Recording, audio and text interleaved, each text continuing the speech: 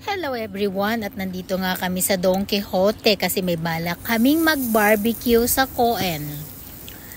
Coen is means park. Saturday ngayon, walang pasok sa trabaho kaya merong magdadala sa akin sa Coen. Mag-barbecue daw kami para man lang makarelax. Pag walang pasok kasi minsan, syempre alam mo naman, puro ka na lang trabaho ng trabaho, syempre kailangan na ng katawan na mag-relax. Nga lang, ito ay kainan.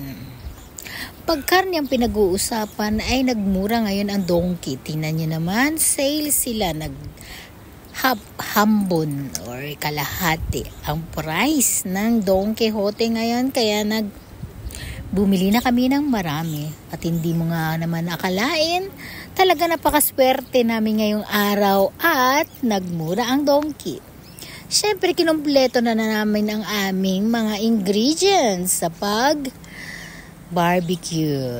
Iyan ang gustong-gusto ko ay tamanegi pagdating sa barbecuehan, at saka yung gulay na yan, syempre hindi mawawala pagdating sa barbecue yan. At napakasarap niyan at malinamnam pag nilapag mo na ang karne. Diba? Sa inyo. At marami pa kaming nilalagay dyan. Siyempre, alam mo naman, pag barbecue, kailangan marami kang mailalagay para naman masarap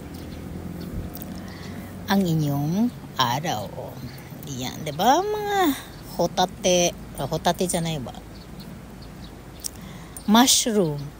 Yan ang perfect na pang ihaw sa barbecue. At hindi lang yan, may mga klase din ng mga mushroom na po pwede din at masarap din. At yan na, lalo na yan ay napakasarap. Asin lang ay perfect na. Diba?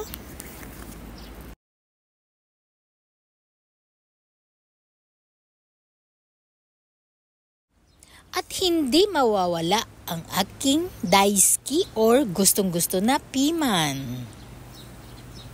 Diba? Yan ang gustong-gusto ko. Yan ang aming pinamili. Medyo marami-rami na. Dadalawa lang kami kakain. Pero ang pinamili ay kulang na lang ay pang 10 tao. Tapos pag hindi naubos, iuwi sa bahay. Syempre bukas na iluluto. Kanyan lang. Yan ang donkey. Maraming mga mura. Diyos ko, kulang lang pera. Ayan na. Start na natin kainin ang ating pinamili. Thank you for watching, guys!